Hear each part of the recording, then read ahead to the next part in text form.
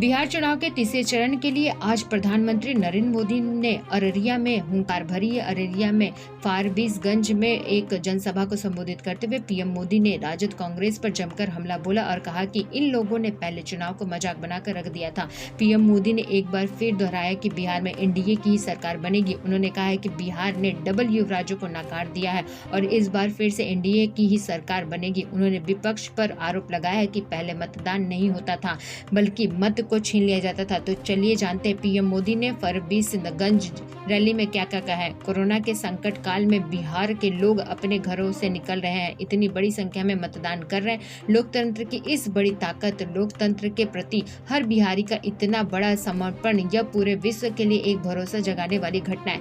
Corona जैसे कठिन समय में इतनी सावधानियों के साथ चुनाव कराने के लिए मैं देश के चुनाव आयोग को लाख लाख धन्यवाद देता हूँ। मैं बिहार की धरती से चुनाव आयोग, प्रशासन के कर्मचारी और सुरक्षा बलों के जवानों का भी हृदय से अभिनंदन करता हूं। बिहार के पवित्र भूमि ने ठान लिया है कि इस नए दशक में बिहार को नई ऊंचाई पर पहुंचाएंगे।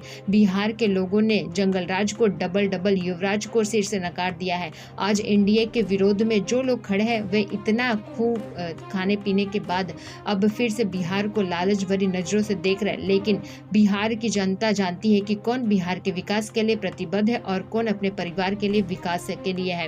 अब बिहार से अहंकार हार रहा है, परिश्रम जीत रही है। आज बिहार में घोटाला हार रहा है, लोगों का हक फिर से जीत रहा है। आज बिहार में गुंडागर्दी हार रही है, कानून का राज वापस लाने वाले फिर से जीत रहे हैं।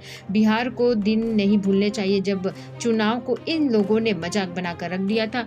इनके लिए चुनाव का मतलब था चारों तरफ हिंसा, हत्याएं, बूथ कैप्चरिंग। बिहार के गरीबों से इस लोगों ने वोट देने तक का अधिकार छीन लिया था। तब मतदान नहीं होता था, मत छीन लिया जाता था, वोट की लूट होती थी, गरीब के हक की लूट होती थी। बिहार में गरीब को सही मायने में मतदान का अधिकार एनडीए ने दिया है।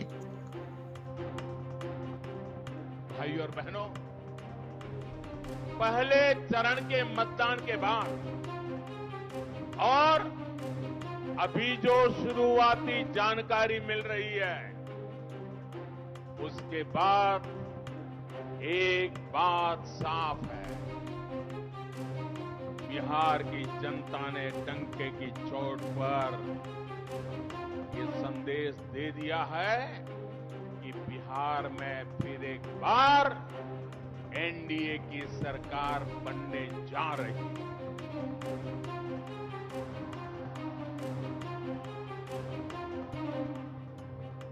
बिहार की पवित्र भूमि ने ठान लिया है कि इस नए दशक में बिहार को नई ऊंचाई पर पहुंचाएंगे।